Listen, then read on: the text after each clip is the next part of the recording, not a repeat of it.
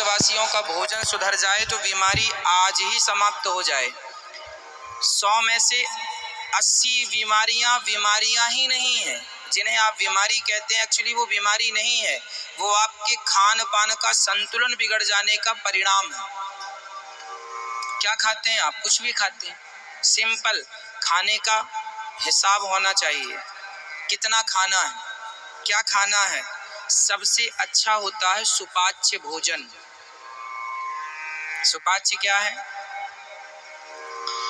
आप रोटी खाते हैं, माना कि एक बार में आप कितनी रोटी खा जाते हैं? कितनी खाते हैं? 3, 4, 5। यदि आप रोटी एक बार में 4 खाते हैं तो एक बार में 4 रोटी मत खाइए। एक बार में आप 2 रोटी खाइए, 2 घंटे बाद 2 रोटी और खा लीजिए। ज्यादा खाइए पर एक बार में ना खा लीजिए पेट भर के, थोड़ा थोड़ा गैप में खाइए, थोड़ा थोड़ा। आप सुबह खा लीजिए, सुबह नाश्ता कर लीजिए, नाश्ता थोड़ा सा खाइए। कुछ लोगों को मिलता है तो पेलती जाते हैं, यहाँ तक भर लेते हैं।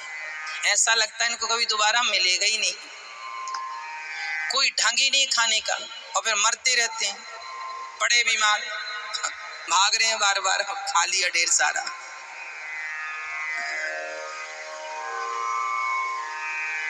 एक सज्जन थे, वो खाने के लिए निमंत्रण था, पड़ोस में निमंत्रण था, खाने चले गए। खिलाने वाला बड़ा मस्त था, उसने कहा खाओगे?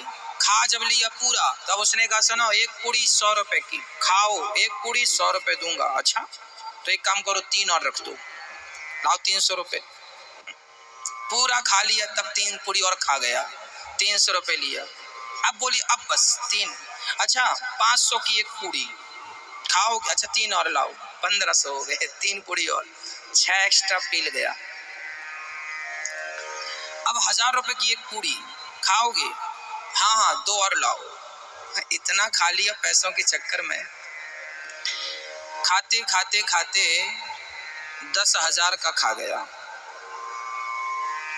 देने वाला भी देता गया, खाता गया। जब खा गया उसने कहा साहब अब 5,000 की एक पूड़ी। 5,000? एक ले आओ, एक तो खा ही लेते हैं। हाँ, वो भी खा लिया।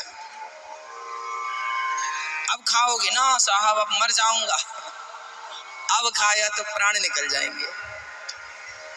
अच्छा 10,000 की एक पूड़ी, अच्छा एक लाओ। खाया, खा तो लिया पर वो लेट गया। लोगों ने कहा और चाहिए ना? अब तो आप 50,000 दोगे, नहीं चाहिए।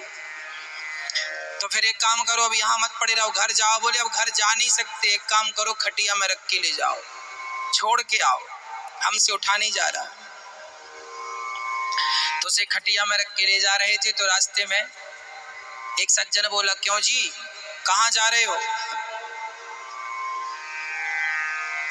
बोले घर जा रहे हैं। वो खटिया में पड़ के क्यों जा रहे हैं? अरे बोले बहुत खा लिया। अरे खा लिया, चूरन खा लो, चूरन थोड़ा सा। अरे भाई चूरन की जगह होती तो एक पूड़ी और ना खा लेता 10,000 की? चूरन की जगह नहीं बची। चूरन की जगह होती तो एक पूड़ी और खा लेता 10,000 की। तो ऐसे लोग सदा बीमार ही रहेंगे जो इतनी भी जगह नहीं छोड़ते चूरन खाने की। इसलिए 10 रोटी खाओ आप, प्रॉब्लम नहीं है, पर 10 रोटी 2-2 घंटे 3-3 घंटे के अंतर में खाओ। 2 रोटी अभी खा लिया, फिर 3 रोटी फिर खा लो, फिर 2 रोटी फिर खा लो, तो शरीर स्वस्थ भी रहेगा, एनर्जी भी पर्याप्त मिल जाएगी और आप बीमार कभी नहीं पड़ेंगे। और रात्रि को तो मत खाइए, 7-6 बजे तक खा लीजिए, सूर्य अस्त हो 5-10 मिनट बाद खा लीजिए, अधिक से अधिक 7:30 बजे खा लीजिए।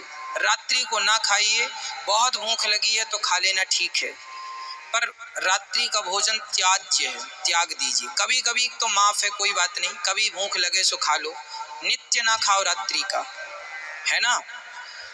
खाने पर विचार कर लो, ज्यादा से ज्यादा ककड़ी खाओ, टमाटर खाओ, सलाद इत्यादि खाओ, रोटियां चावल कम खाओ, दाल सब्जी ज्यादा खाओ। साग हमारे भारत में बनाने वाले लोग बनाते हैं, साग कैसी बनाई जाती है पता है? सब्जी बनाने हमारी माताओं को, बहुत सारी माताओं को, 100 में से 95 माताओं को सब्जी बनानी नहीं आती। फिर कैसे बनाते हैं? सब्जी ऐसे नहीं बनाती कि आपकी तरह बना दी है। अच्छा, खाने वालों का भी स्वाद बिगड़ जाएगा हमारे हिसाब से बनाओगे।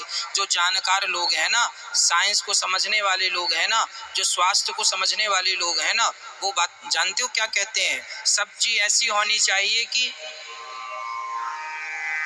90% सब्जी पक जाए, 10% कच्ची रहे। सब्जी पूरी नहीं पकनी चाहिए, 10% 15% सब्जी कच्ची रहनी चाहिए। क्या होता है, वो सब्जी यदि कच्ची है 10%, तो जो उसके तत्व हैं, पोषक तत्व, वो मरे नहीं हैं, वो आपको जाके शरीर में ताकत देंगे। और सारी पक गई तो जो उसके पोषक तत्व हैं वो भी तो नष्ट हो जाते हैं।